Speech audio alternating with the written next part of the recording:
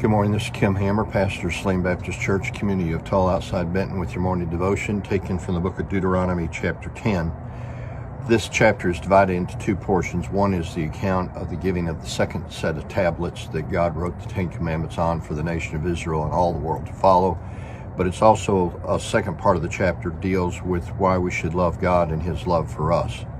We find that as we begin the chapter 10, that Moses is called up to the mountain by God, and he is instructed to chisel out 2 tablets of stone. Now, that doesn't mean that he wrote what was on the message, or the message that was on the 2 tablets of stone, but he was to chisel out the 2 tablets and then take them up to the mountain to meet with God, and it was God who wrote with his own finger the 10 Commandments again. So this is the second set of 10 Commandments, but the one thing that's interesting is that it was the second set of 10 Commandments, but it was exactly the same commandments that God had given with the first. We find that God told Moses this time that he was to take them and to place them into a wood chest, which would be referred to as the Ark of the Covenant, in order to protect the 10 Commandments and have them as a reminder to the people of what God expected of them in 10, what we might refer to as simple rules. They're simple rules, but they're hard to apply, but yet they produce great results for society when all 10 of these rules, 10 of these commandments are followed. So God did the writing, Moses made the stone, but nothing changed, and this was in spite of the sins that occurred from the first time that the set of stones were written to the second time that the 10 Commandments were written. And I think that means that all the sins that men commit are encompassed within these 10 Commandments, or God would have given a different one. So if we just obey the 10 Commandments that God gives, it covers all of the sins that we as mankind commit. So if we would obey the 10 Commandments, we would find that the majority of our sins would be minimized. So God writes these 10 Commandments, gives them to Moses, he carries them down, puts them in the Ark of the Covenant, and then we find that the Levites are in charge and being made responsible for the care of the 10 Commandments. Now, when we find in verse 10 of chapter 10, Moses is on the mountain for 40 days. And there's a phrase in there in verse 10 that is kind of significant, because I think that it shows the kind of relationship that Moses and God had. It said, "Now I stayed on the mountain 40 days and nights, as I did the first time, and the Lord listened to me at this time also."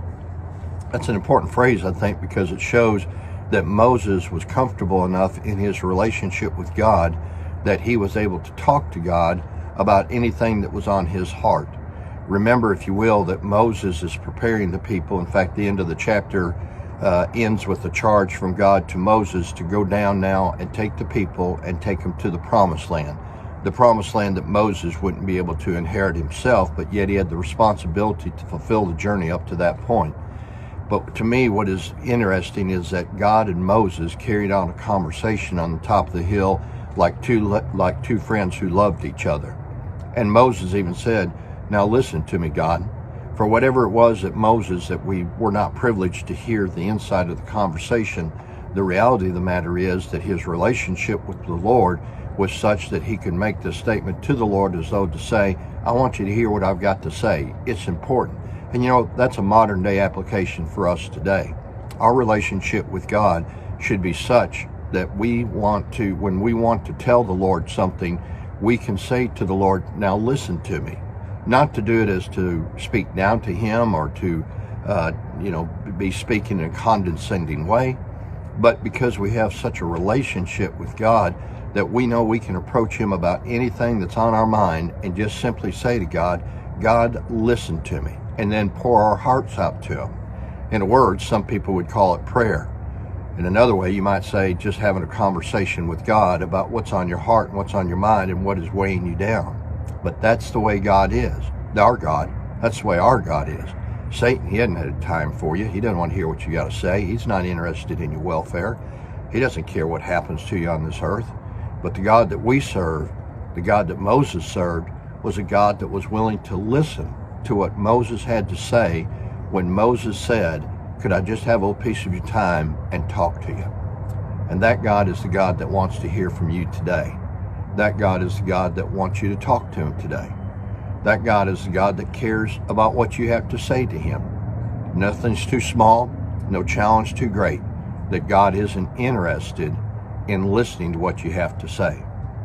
In the day and age that we live today, where everybody is so tech savvy that we communicate by way of text or emails or other means of social media, and then when we actually get in the presence of somebody, we just like we can't communicate, because we can't handle the interaction of a human to a human without a mechanical device between us.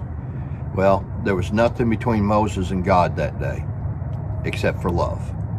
And they used the love they had for each other to be a good listener, to be a good communicator, and just to have a good, honest talk up on the mountain. Maybe today you need to find a mountain and go have an honest talk with God, because just like he listened to Moses, he'll also listen to you. Hope you have a great day.